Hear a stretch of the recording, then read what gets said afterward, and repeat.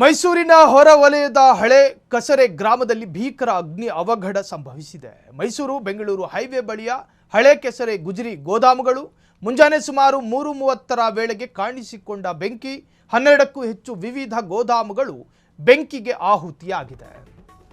ಮೈಸೂರು ಹೊರವಲಯದ ಹಳೆ ಕೆಸರೆ ಗ್ರಾಮದಲ್ಲಿ ಭೀಕರ ಅಗ್ನಿ ಅವಘಡ.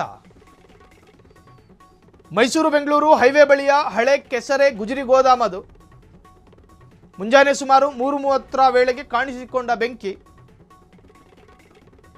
12ಕ್ಕೂ ಹೆಚ್ಚು ವಿವಿಧ ಗೋದಾಮುಗಳು ಬೆಂಕಿಗೆ ಆಹುತಿಯಾಗಿದೆ. ಮುಂದುವರಿದ ಅಗ್ನಿಶಾಮಕ ದಳದ ಬೆಂಕಿ ನಂದಿಸುವ ಕಾರ್ಯಾಚರಣೆ ತೀವ್ರ ತರಹದಲ್ಲಿ ನಡೆಯುತ್ತಿದೆ. ಎನ್ಆರ್ ಪೊಲೀಸ್ ಠಾಣಾ ವ್ಯಾಪ್ತಿಯಲ್ಲಿ ಪ್ರಕರಣ ದಾಖಲಾಗಿದ್ದು, ಮೈಸೂರು ಹೊರವಲಯ ಹಳೆ ಕೆಸರೆ ಗ್ರಾಮದಲ್ಲಿ ಭೀಕರ ಅಗ್ನಿ ಅವಘಡ.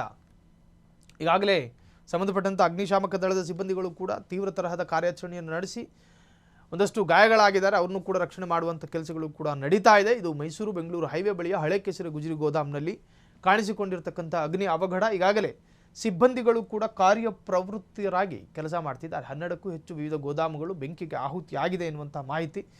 ನಿಜಕ್ಕೂ ಕೂಡ ಇದು ಬೆಂಕಿ ಅವಘಡದ ಅತ್ಯಂತ ಪರಿಣಾಮಕಾರಿಯಾದಂಥ ತೀವ್ರತೆಯನ್ನು ತೋರಿಸ್ತಾ ಇದೆ.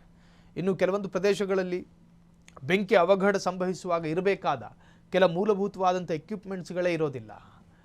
ಬೆಂಕಿ ಬಿದ್ದ ಸ್ಥಳವನ್ನು ನಂದಿಸುವಂತಹ ಯಾವುದೇ ಫೈರ್ ಆ್ಯಂಡ್ ಸೇಫ್ಟಿಯೂ ಕೂಡ ಇರೋದಿಲ್ಲ. ಹಾಗಾಗಿ ಪ್ರತಿಯೊಬ್ಬರು ಗೋದಾಮ್ ಇಟ್ಕೊಳ್ಳಿ, ದೊಡ್ಡ ದೊಡ್ಡ ಕಟ್ಟಡ, ವಾಣಿಜ್ಯ ಕಟ್ಟಡ ಏನೇ ಇರಲಿ, ಅವುಗಳನ್ನು ನಿರ್ಮಿಸಬೇಕಾದ್ರೆ ನಿಮ್ಮ ಬಳಿ ಅಗ್ನಿಗೆ ಸಂಬಂಧಪಟ್ಟ ಅದರಿಂದ ಆಗಬಹುದಾದಂಥ ಅನಾಹುತವನ್ನು ತಪ್ಪಿಸೋದಕ್ಕಿರೋ ಎಲ್ಲ ಮುಂಜಾಗ್ರತಾ ಕ್ರಮಗಳ ಸೂತ್ರಗಳು ಜೊತೆಗೆ ಎಕ್ವಿಪ್ಮೆಂಟ್ಸ್ಗಳು ನಿಮ್ಮ ಬಳಿ ಇರಬೇಕಾಗಿ ಬರುತ್ತೆ.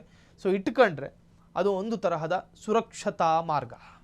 ಕ್ಷಣ ಕ್ಷಣದ ಸುದ್ದಿಗಳಿಗಾಗಿ ಫ್ರೀಡಂ ಟಿವಿ ಸಬ್ಸ್ಕ್ರೈಬ್ ಮಾಡಿ, ಲೈಕ್ ಮಾಡಿ ಹಾಗೂ ಫಾಲೋ ಮಾಡಿ. ಹೊಸ ಸುದ್ದಿಗಳ ನೋಟಿಫಿಕೇಶನ್ಗಾಗಿ ಬೆಲ್ ಐಕಾನ್ ಮೇಲೆ ಕ್ಲಿಕ್ ಮಾಡಿ.